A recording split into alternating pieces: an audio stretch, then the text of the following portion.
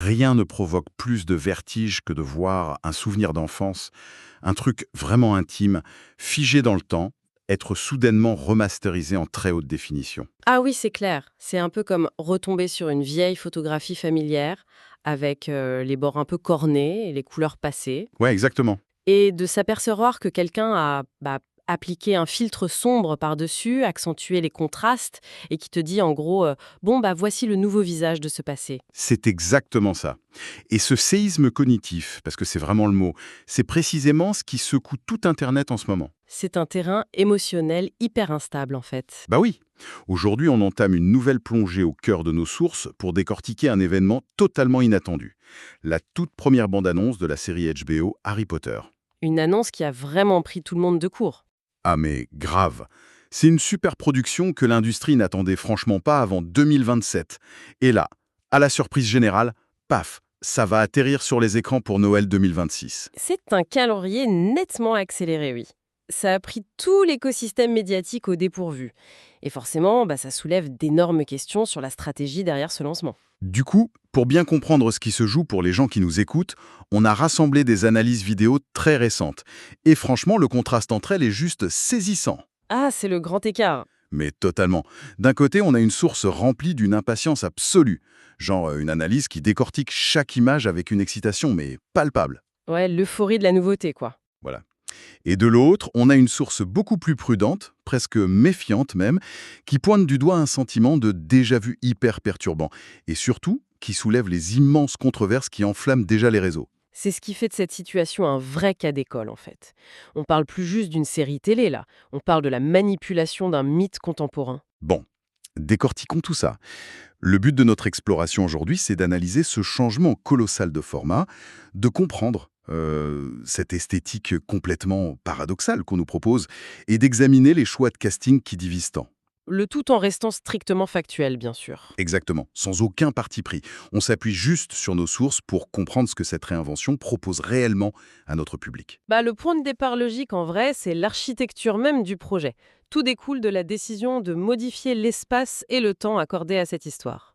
Ouais, le passage du grand au petit écran, mais avec les moyens du grand, c'est ça, hein. C'est ça. On passe d'un format de film qui devait quand même condenser des gros pavés littéraires en 2 heures ou 2h30 vers un format purement sériel. Et nos sources confirment qu'on s'oriente vers des saisons de 8 épisodes d'une heure environ, c'est bien ça? Tout à fait. Avec un contrat très clair dès le départ, chaque saison portera le nom exact d'un livre. Donc en commençant logiquement par Harry Potter à l'école des sorciers. C'est un changement monumental. En fait, pour imager un peu, pour notre audience, c'est comme passer d'un menu fast-food où tout est super condensé et rapide à un repas mijoté à petit feu. J'aime beaucoup la métaphore, c'est vrai que la contrainte du temps disparaît presque totalement là. Bah oui, dans les films de Chris Columbus, Poudlard, c'était souvent juste un joli décor de théâtre.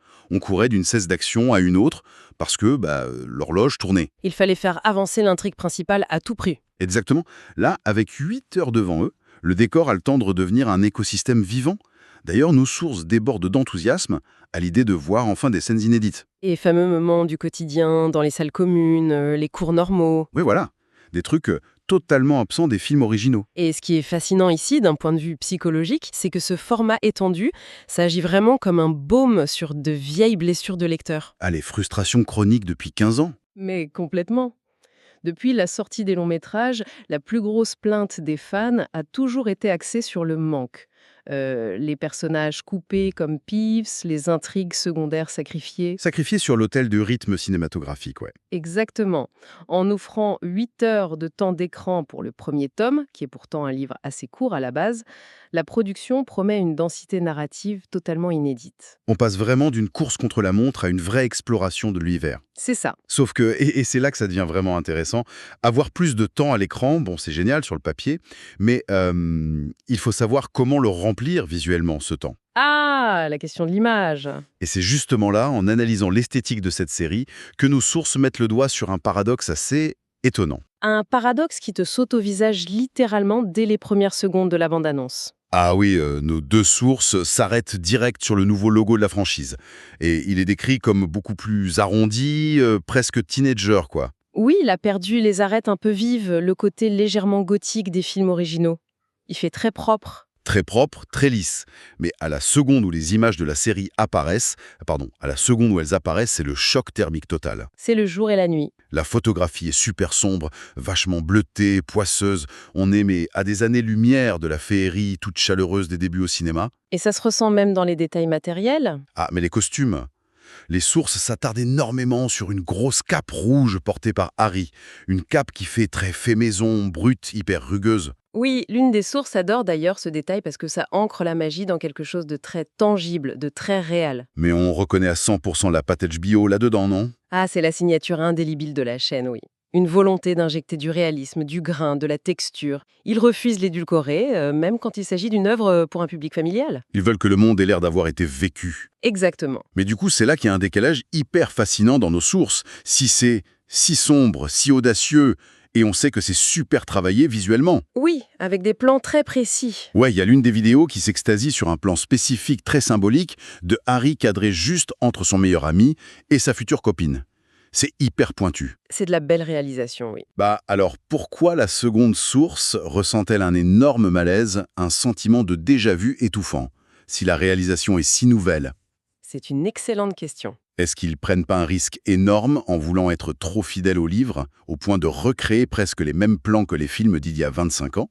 Et d'ailleurs, il y a un détail majeur qui appuie ce malaise dans les sources. Ah, la musique. Voilà. La musique iconique de John Williams brille par son absence totale dans ce trailer. C'est fou. Mais si on relie ça à une vision plus globale de l'industrie, comment on explique cette tension? En fait, c'est l'illustration parfaite de ce qu'on appelle le marketing de la réassurance. C'est un exercice d'équilibriste hyper casse-gueule pour les studios. Le marketing de la réassurance. Donc l'idée, c'est de nous donner l'impression que rien n'a fondamentalement changé, juste pour nous faire avaler la pilule de la nouvelle esthétique HBO. C'est exactement le mécanisme. Les créateurs sont coincés entre deux impératifs complètement contradictoires. Lesquels? D'un côté, ils doivent justifier l'existence même de cette nouvelle série, donc ils mettent une photo plus âpre, des costumes moins théâtrales, et ils effacent la musique de John Williams pour dire «Attention, une nouvelle identité arrive». D'accord, pour marquer le coup. Voilà. Mais de l'autre côté, ils gèrent une propriété intellectuelle qui pèse des milliards de dollars. Ils sont terrifiés à l'idée de faire fuir les puristes. Ah oui, c'est pour ça qu'ils compensent le changement de ton par une rigidité absolue sur les visuels iconiques. C'est pour ça, oui. Ce qui explique parfaitement ce que relève la source la plus méfiante. Elle note que Poudlard a été recréé, mais quasiment à l'identique de la version cinéma. Ah ouais, le balai Nimbus 2000 aussi. La source dit qu'il a exactement le même design que celui qu'on connaît depuis 20 ans. Le message subliminal de HBO, c'est vraiment regardez. Le filtre a changé, c'est plus mature, mais vos jouets sont toujours à la même place, vous inquiétez pas. Et le problème, ce qui crée ce fameux déjà-vu, c'est cette dissonance cognitive. Le spectateur voit un objet qu'il connaît par cœur, mais éclairé par une lumière super bizarre et étrangère. C'est très déstabilisant. Bon. Et cette volonté de rassurer à tout prix avec des décors familiers, ça se heurte de plein fouet à une autre réalité de l'adaptation moderne. Les êtres humains? Exactement. Les acteurs qui habitent ces décors.